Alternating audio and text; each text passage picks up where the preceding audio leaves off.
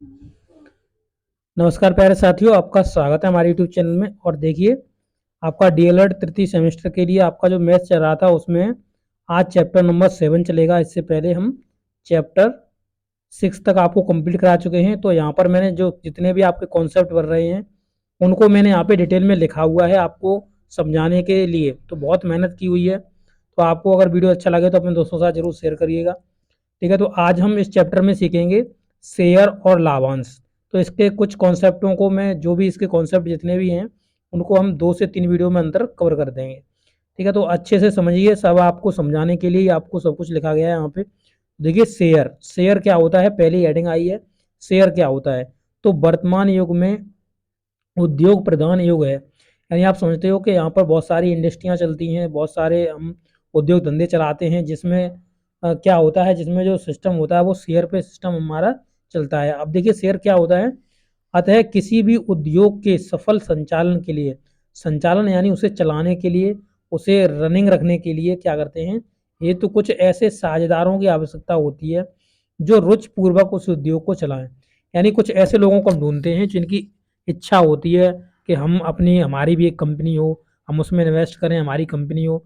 ठीक है, उसमें कुछ साझेदारों को हम रख लेते हैं। तो इसी तरीके से क्या होता है, उनमें जो रुचि होती है उन्हें चलाने के लिए, तो उनको हम क्या करते हैं, अपने साथ जोड़ लेते हैं। और समय समय पर बैठकर उद्योग की उन्नति के बारे में हम सोचते हैं।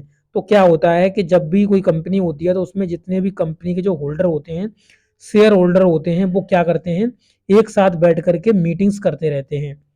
अतः इसके लिए वे साझेदारी साझेदार मिलकर एक कंपनी स्थापित कर लेते हैं तथा उनके सफल संचालन के लिए डायरेक्टर्स चुन लेते हैं। तो क्या करते हैं, क्योंकि वो हर कंपनी में जा जा के नहीं रह सकते हैं, तो वो क्या करते हैं, डायरेक्टर्स को वहां पे चुन लेते हैं। किसी भी उद्योग धंधे को अच्छी तरह चलाने के लिए पूंजी की आवश्यकता होती है। अब देखिए, यहाँ से आपके जो कॉन्सेप्ट हैं वो क्लियर होने लगेंगे। तो यहाँ पर आपने सीखा कि हम शेयर किस काम में आता है। जब भी हम कोई कंपनी खोलते हैं, जैसे मान लीजिए कोई हम कंपनी खोल रहे हैं, तो कंपनी में क्या है, जैसे मान लीजिए यहाँ पे हमने ए कंपनी खोली है।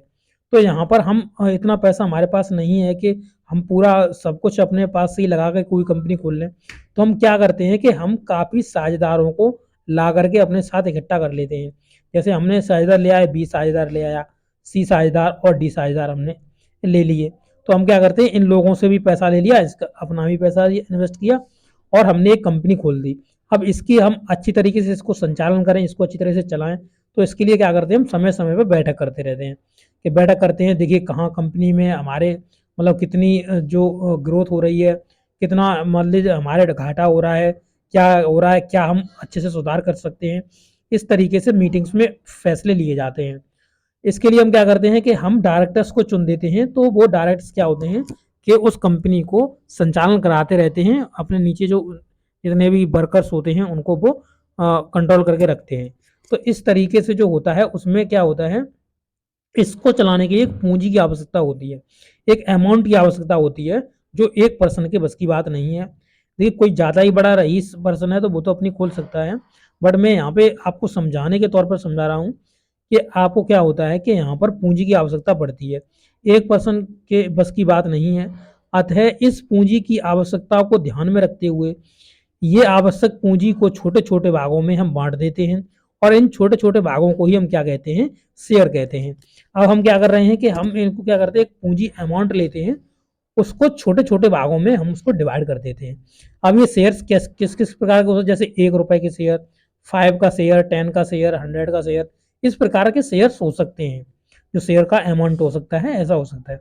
अब देखिए, यहाँ पे आपके लिए हमने पूरा एग्जाम्पल मान के आपको समझाया हुआ है ताकि आपको कोई भी आपका डाउट ना रहे। तो अब देखिए, यहाँ पर माना कि पूंजी हमें जरूरत है।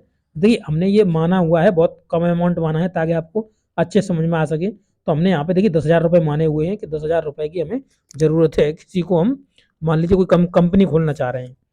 अब इसमें एक शेयर का मूल्य हमने मान लिया कि हमने इसके भाग इतने डिवाइड करे, इतने पार्ट्स में हमने इसे डिवाइड करा कि एक शेयर की कीमत कितनी आ गई, 20 रुपये आ गई। तो हमने ऐसे कितने शेयर्स बनाए होंगे, तो आप देख सकते हो यहाँ पर अगर शेयर कुल शेयरों की संख्या निकालेंगे तो टोटल जो अमाउंट है, जितना अमाउंट की हमें ज़रूरत थी और एक शेयर का मूल्य था, उसका हम इसमें भाग दे देंगे। तो हमें 500 शेयर में हमने क्या करा, इस 10,000 रुपए को हमने 500 शेयर में बांट दिया और हर एक शेयर हमारा 20 रुपए का रहेगा। यहाँ पे कितने का रहेगा, हर एक शेयर हमारा 20 रुपए का रहेगा, यानी जितने भी 500 शेयर होंगे वो 20-20 रुपए में हमने क्या कर दिए, डिवाइड कर दिए। तो ये कंपनी ने क्या किया, ये कंपनी ने जो उसका अंकित मूल्य है, जो उसका पूंजी मूल्य है, ये आपका उसने रखा जो उसका वास्तविक मूल्य है। तो ये क्या हो गया, 500 शेयर बना दिए, 20-20 रुपए का शेयर, हर एक शेयर को डिवाइड कर दिया। तो यही शेयर होता है जिसको हमने आपको यहाँ पे समझाया हुआ है। ठीक है, आगे कॉन्सेप्ट समझते हैं। तो देखिए आगे देखते हैं भागीदारी क्या होती है। तो भागीदारी समझने के लिए आप देख सकते हैं यहाँ पर, देखिए भागीदारी में क्या होता है, शेयर जो हम करते हैं भागीदारी, आप देखिए यहाँ भागीदारी जो होती है, जो मान लीजिए सब लोग पार्टिसिपेट करते हैं, परंतु यहाँ पर हम सीखने जा रहे हैं कि भागीदार क्या होते हैं, शेयर होल्डर्स क्या होते हैं। ठीक है, तो यहाँ पे आप देख सकते हैं शेयर खरीदने वाले व्यक्ति को शेयर होल्डर या भागीदार कहते हैं। तो जो भी शेयर खरीदता है, जैसे मान लीजिए कि आपने कहा कि हमारे 500 शेयर हैं और 500 शेयर में से हम हर एक शेयर को 20 रुपए का दे रहे हैं, 20 रुपए का शेयर दे रहे हैं। अब मान लीजिए हमारी क्षमता है कि हम ऐसे 20-20 शेयर, कितने हम शेयर खरीद लें, हम 5 शेयर खरीद लें, हमारे पास 100 रुपए हैं तो हम आपके 5 शेयर खरीद लेते हैं। तो इस तरीके से अगर हमने 5 शेयर खरीद लिए तो हम अपनी आपकी कंपनी में शेयर होल्डर हो गए।